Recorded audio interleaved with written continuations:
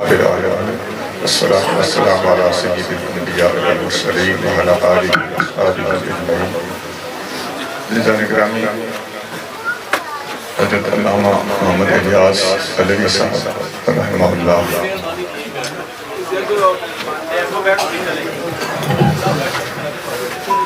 ہم سے بچھڑ گئے۔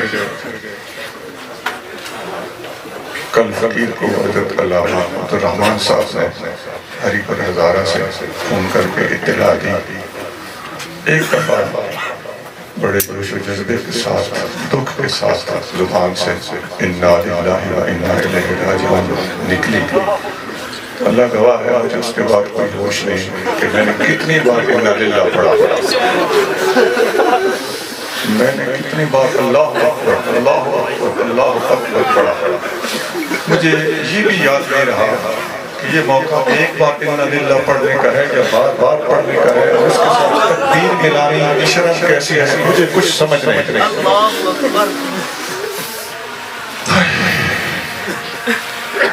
مجھے یاد آتا ہے، شاید میں نے کہا تھا کہ اگر میں زندہ ہوا جیسے بھی ہوا میں انشاءاللہ جنازے پہ بہرحال پہنچوں۔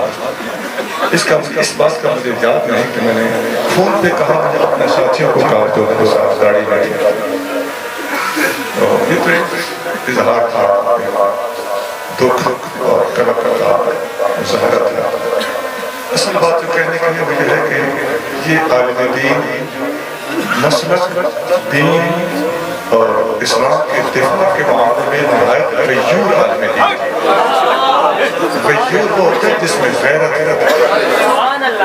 آپ دیکھ لیں علاقے بھر کے بندے دیکھ لیں، کیا کبھی ان نے کسی کی دیوار پھاندی ہے؟ کیا کبھی کسی کا خواہ ذاتی وجہ سے گریبان پکڑا ہے؟ جو بھی بات کی ہے صرف کلمہ حق بولنے کی دین کی دفاع بقا کی، خواہ کسی مشکل سے مشکل موڑ پر کھڑے ہیں، کسی نہایت محتاط مقام پر کھڑے ہیں، اگر بولا ہے تو کلمہ حق اس چیز کی تمام مسلمانوں کو، تمام اہل سنت کو سخت ضرورت ہے کہ ہم ایسے لوگوں کی زندگی میں ان کی قدر کریں۔ اللہ تعالیٰ ہمیں ان کی قدر کرنے کی کم از کم اب تو توفیق عطا فرمائے، اور اب ان کی قدر کرنے کا طریقہ کیا ہے کہ اب ہم ان کی تعلیمات پہ عمل کریں، ان کے شاگرد، ان کے مدرسے والے، ان کے مدرسے کے باقی حضرات جن کے حوالے اب یہ معاملات ہیں، ان کی عمر اتنی چھوٹی تھی کہ کسی نے کبھی سوچا بھی نہ ہوگا کہ ہم نے ان کے بعد کیا کرنا ہے۔ اب ایک اچانک امتحان مدرسے کی انتظامیہ پر، مدرسے کے علماء، باقی مدرسین پر آن پڑا ہے۔ اس امتحان کو نبھانے کے لیے جو اس وقت فقیر کے سامنے سب سے زیادہ چبھنے والی بات آ رہی ہے وہ یہی ہے کہ اس نظام کو ان کے پاس چلانے کا طریقہ کار کیا ہوگا۔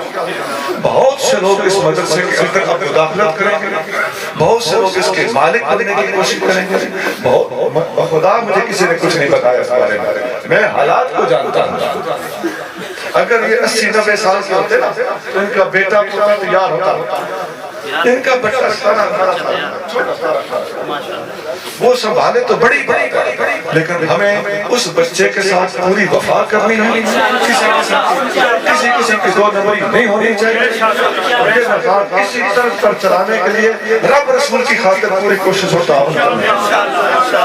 حلالی بنو گے بالکل، یہ بہت بڑا مشن ہے جو میں آپ کے سامنے رکھ رہا ہوں، بس باقی تقریر نہ کرنے کے لیے وما علینا الا البلاغ۔